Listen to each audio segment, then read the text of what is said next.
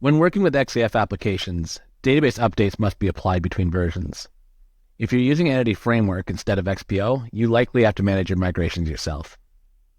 There are two options for updating databases: database schema and module info. Database schema is easier to manage and is a default for new applications, but it doesn't run unless the schema requires an actual update.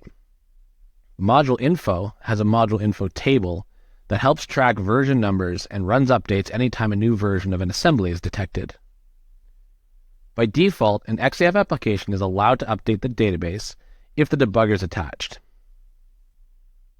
Anytime a change is detected, the application's database version mismatch event is fired.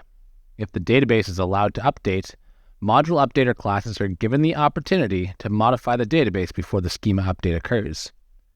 Once the schema is updated, the ModuleUpdater classes are given another opportunity to modify the database.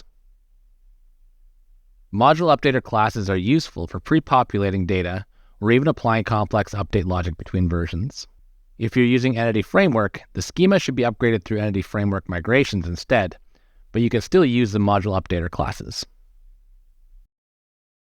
To run the database update manually, run the application with the update database argument. Additionally, you can specify the force update and silent arguments.